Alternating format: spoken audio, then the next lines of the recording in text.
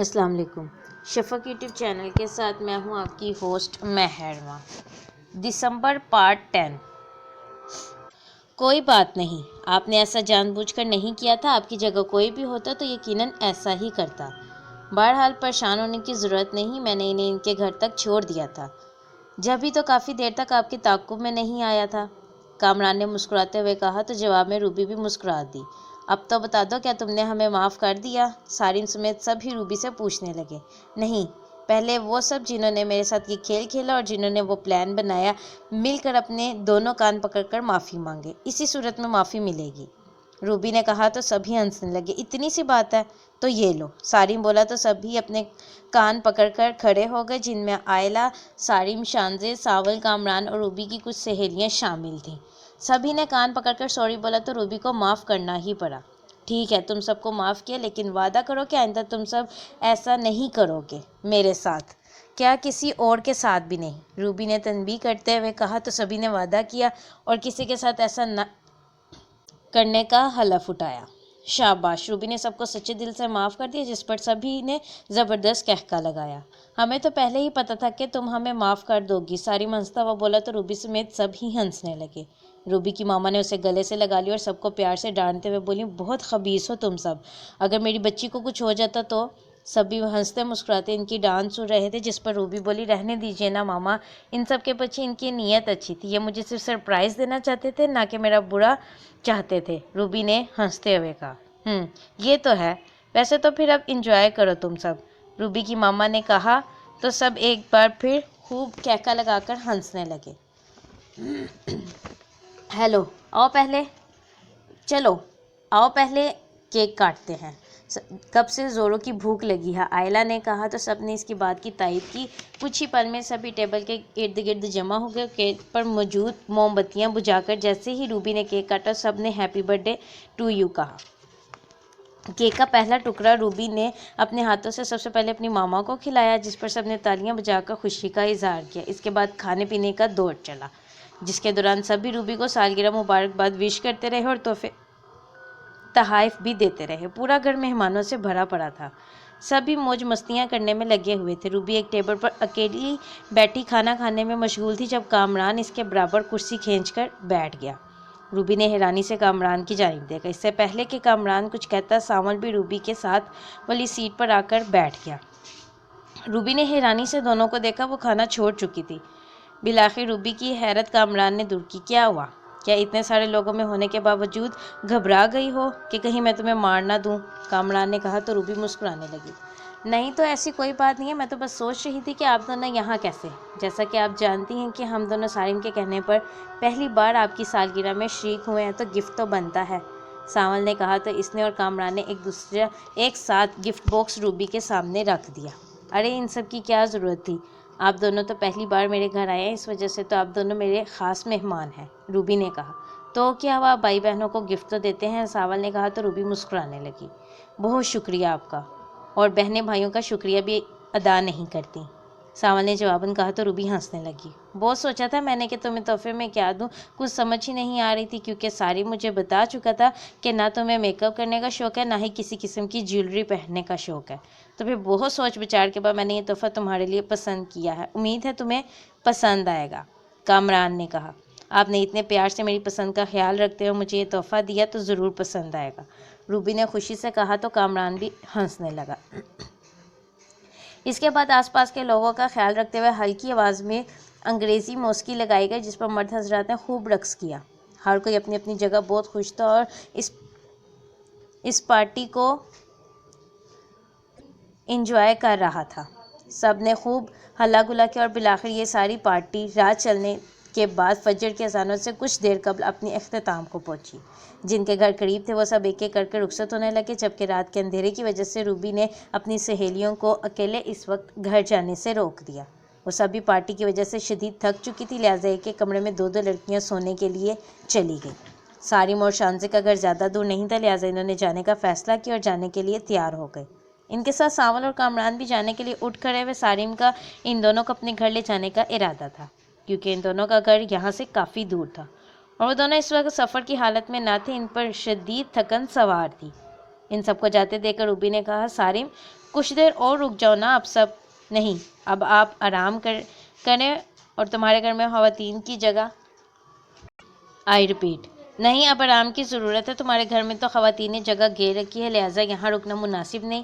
انشاءاللہ کل صبح ملاقات ہوگی. سارم نے روبی کے سر پر ہاتھ پھیرتے ہوئے کہا. ساون بھائی، کامران جی، آپ دونوں بھی ضرور چکر لگائیے گا. روبی نے دونوں سے کہا تو دونوں نے مسکراتے ہوئے اس بات میں سر ہلا دیا. خاص طور پر روبی کی کامران جی کہنے پر کامران کی مسکراہٹ مزید گہری ہو گئی. روبی، کامران نے پکارا. اپنا نام کامران کے منہ سے پکارے جانے پر روبی نے بے اختیار نظریں اٹھا کر کامران کی طرف دیکھا. اس کے منہ سے اپنا نام سن کے روبی کا دل دھڑک کر رہ گیا. جی، یہ رہی تمہاری امانت. کامران نے روبی کے ہاتھ میں اس کی کہانیاں پکڑاتے ہوئے کہا جو وہ ڈر کے مارے کامران کے گھر ہی چھوڑ آئی تھی. روبی نے خوشگوار حیرت سے اپنی کہانیوں کو دیکھا.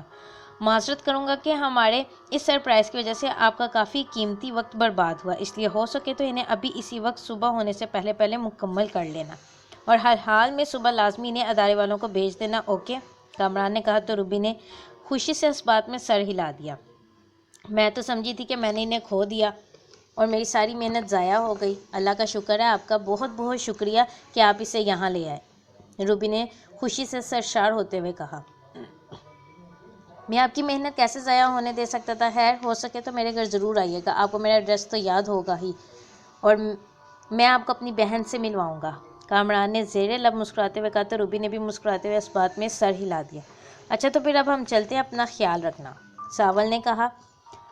آپ سب بھی اپنا خیال رکھیے گا، روبی نے جواباً کہا. اس کے بعد روبی نے سارم اور شانزہ کو باری باری گلے لگایا. پھر وہ سب گھر کی سطح دروازے سے باہر نکل گئے.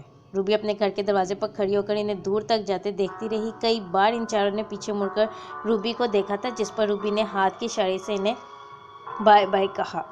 ان سب کے چلے جانے سے روبی کا دل اداس ہو گیا. کیوں ہو گیا تھا اسے خود نہیں معلوم تھا. اداسی کی عجیب سی کیفیت روبی کو اپنے لپیٹ میں لے چکی تھی. سارم اور شانزہ تو روبی کے اپنے تھے، ان سے ملاقات تو روبی کی ہوتی رہتی تھی، مگر کامران سے اب اس کی ملاقات کب ہوگی یہ روبی نہیں جانتی تھی. وہ اپنے دروازے پر کھڑی تب تک انہیں جاتا دیکھتی رہی جب تک وہ سب نظروں سے اوجھل نہیں ہو گئے. اس مختصر سی ملاقات نے روبی کے دل کے تمام تار بجھا دیے تھے. کامران کا خوبصورت چہرہ تو پہلے ہی نظروں میں روبی کے دل کی کتاب پر نقش ہو گیا تھا، مگر اب اس کا اصل روپ دیکھ لینے کے بعد روبی کا دل اس کی محبت میں گرفتار ہو جاتا رہا. پہلی بار روبی نے زندگی میں کسی کے لیے یہ سب محسوس کیا تھا، اور چاہ کر بھی اسے اس بات سے آگاہ نہیں کر پائی تھی، کیونکہ وہ نہیں جانتی تھی کہ وہ اس کے بارے میں کیسا محسوس کرتا ہے. وہ شکستہ دل اور بوجھل قدموں کے ساتھ اپنے کمرے میں چلی گئی. دور مسجد سے اذانوں کی آواز سنائی دینے لگی. اذانیں ختم ہونے کے بعد روبی نے باوضو ہو کر نماز ادا کی اور پھر اپنی رائٹنگ ٹیبل پر آ کر بیٹھ گئی. رات کا اندھیرا آہستہ آہستہ سرک رہا تھا. صبح کا سفیدہ کسی بھی وقت پھیلنے کو بے چین تھا. روبی کے پاس وقت کم تھا، اسے ہر حال میں کہانی مکمل کرنی تھی. اس نے لکھنے کے لیے قلم سنبھالا جب ہی کچھ سوچ کر رک گئی. یہ سالگرہ کی رات اس کی زندگی کی سب سے انوکھی اور یادگار رات تھی، جسے وہ اپنی زندگی کی آخری سانس تک نہیں بھلا سکتی تھی. تو کیوں نہ وہ اس رات کو ہی قلم بند کرے، ہمیشہ کے لیے محفوظ کر لیا. ایسا سوچتے ہی روبی نے اپنے قلم والے ہاتھ کو حرکت دی اور متواتر کاغذ پر ایک ایک واقعہ، ایک ایک منظر بالکل ویسے ہی لکھتی چلی گئی جس طرح گزشتہ رات اس کے ساتھ پیش آیا تھا. صبح صبح ایڈیٹر صاحب کا فون موصول ہوا. اس خوشی میں سارم کے گھر جانا، اس کی سنائی ہوئی کہانی کو لکھنا، اس کے بعد راہ چلتے نوجوان لڑکی کے قتل کا پتہ چلنا، اس بارے میں پارک میں بیٹھ کر کہانی قلم بند کرنا، پھر کامران کا فون موصول ہونا، اس کے گھر پہنچ کر اس کا یہ انکشاف کرنا کہ وہ ایک قاتل ہے، وہ اسے بھی مار دے گا، ڈر کر اس کے گھر سے فرار ہو جانا.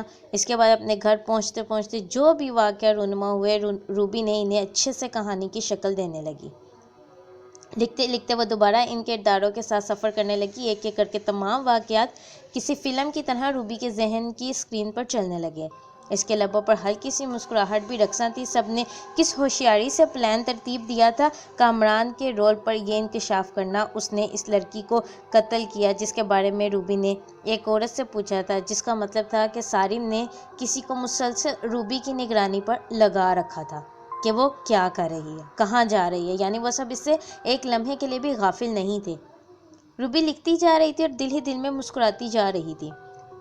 ایسی طویل کہانی روبی نے محض 2 گھنٹے میں مکمل کر لی، کیونکہ کردار پہلے سے موجود تھے اور اصل خوف سے روبی پہلے ہی گزر چکی تھی. جس وجہ سے اسے خوفناک منظر میں اپنا خوف بیان کرنے میں ذرا بھی دشواری نہ ہوئی۔ اس نے جو دیکھا تھا، جیسا محسوس کیا تھا، وہ سب اس نے کمال ہنرمندی کے ساتھ قلم بند کیا اور پھر اس کہانی کو روبی نے نام دیا دسمبر۔ دسمبر جو سال کا سب سے بہترین مہینہ ہوتا ہے، جس میں موسم بھی خاصا ٹھنڈا اور خوشگوار ہوتا ہے اور سال کا آخری مہینہ ہونے کے باعث بھی اہمیت کا حامل ہوتا ہے۔ ایسے خوبصورت مہینے میں روبی کی سالگرہ آتی تھی جو دسمبر جیسے زبردست مہینے کو مزید خوبصورت بنا دیتی تھی، مگر اس بار کا دسمبر تو روبی کے لیے بہت ساری یادیں لے کر آیا تھا جو ہمیشہ روبی کے دل میں رہنے والی تھی۔ یہ مہینہ اور یہ سالگرہ کا دن روبی کے لیے یادگار ثابت ہوا تھا، اور اسے یادگار بنانے والے روبی کے اپنے تھے جن پر اسے رہ رہ کر پیار آ رہا تھا۔ کہانی مکمل ہوئی تو جو خوشی کا احساس روبی کو ہوا وہ بیان سے باہر تھا۔ اس نے بالآخر خاص نمبر کے لیے کہانی مکمل کر ہی لی، جس کا موضوع اس کی زندگی کا سب سے بڑا واقعہ تھا، اور اسے پوری امید تھی کہ یہ کہانی ضرور دھوم مچائے گی۔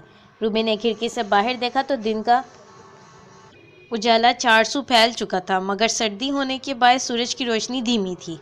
روبی کی زندگی کی حسین رات گزر چکی تھی، مگر اس کے نشان اس کے ذہن میں، اس کے دل میں نقش ہو گئے تھے، جنہیں اس نے کہانی کی صورت میں محفوظ کر لیا تھا۔ وہ کہانی لکھنے میں اس قدر محو ہو گئی تھی کہ اسے دن نکلنے کا پتہ ہی نہ چل سکا۔ روبی نے خوشی کی ایک بھرپور نگاہ اپنی کہانی پر ڈال کر اسے پوسٹ کرنے کے لیے ریڈی کیا، جب ہی اسے کامران کے دیے گئے تحفے کا خیال آیا۔ روبی نے بے شمار تحائف کے بیچ میں سے کامران کا گفٹ نکالا، جو ایک چھوٹے سے باکس کی صورت میں تھا اور اس پر لکھا تھا صرف تمہارے لیے۔ روبی نے مسکراتے ہوئے گفٹ ریپر اتارا تو اس کے اندر سے بلیک کلر کا چھوٹا سا باکس نکلا، جس کے ساتھ ایک خط بھی موجود تھا۔ روبی نے سب سے پہلے باکس کھول کر دیکھا تو اس کے اندر نہایت بیش قیمت خوبصورت ہیرے کی انگوٹھی پڑی تھی، جسے دیکھ کر روبی کی آنکھیں چندی آ گئیں۔ پھر اس نے جلدی سے خط کھولا اور اسے پڑھنے لگی۔ اس انگوٹھی کے ساتھ میں نے تمہیں اپنے دل بھی دے دیا ہے۔ میں وعدہ کرتا ہوں کہ آج کے بعد تم کسی بھی موڑ پر اکیلی نہیں چلو گی۔ میں نے ساری زندگی تمہارے ساتھ قدم سے قدم ملا کر چلنے کا فیصلہ کر لیا ہے۔ تمہاری آنکھوں میں نے اپنے لیے پسندیدگی دیکھی ہے، اس لیے اگر تمہیں کوئی اعتراض نہ ہو تو اسے اپنی انگلی میں پہن لینا۔ میں سمجھ جاؤں گا تم نے میرا پرپوزل قبول کر لیا ہے۔ اس بار دسمبر کی شروعات ہی کتنی حسین ہے۔ آغاز شام میں ہی مجھے تم مل گئی ہو، یقین نہیں آتا۔ جس دسمبر کو لوگ کوستے ہیں، جس دسمبر میں لوگ بچھڑتے ہیں، آج اسی دسمبر نے مجھے میری زندگی کا پہلا پیار دیا ہے۔ میں بہت جلد تمہارے گھر اپنی بہن کے ساتھ آؤں گا، پھر میرا دل تمہاری پناہ ہوگا اور میرا گھر تمہارا گھر۔ اجازت اس شعر کے ساتھ آج دسمبر نے چپکے سے یہ سرگوشی کی، محبت ہو گئی ہے مجھے وہ بھی تم سے، فقط تمہارا کامران۔ خط پڑھ کر روبی کو اپنی آنکھوں پر یقین نہ آیا۔ اس نے کئی بار خط پڑھا اور جب یقین آیا تو روبی کا دل خوشی کے مارے جھوم اٹھا۔ اس سال کا دسمبر اس کی زندگی کا اتنا خوبصورت دسمبر بننے والا تھا، اسے یقین نہیں آ رہا تھا۔ اس کی ہر مراد، ہر خواہش پوری ہوتی چلی گئی تھی، جس کا اس نے کبھی سوچا بھی نہیں تھا۔ روبی کی ہر خواہش پوری ہونے کے ساتھ ساتھ یہ کہانی بھی آج اپنے اختتام کو پہنچی۔ اس طرح کی مزید کہانیاں سننے کے لیے شفق یوٹیوب چینل کو لائک اور سبسکرائب کرنا مت بھولیں۔ شکریہ۔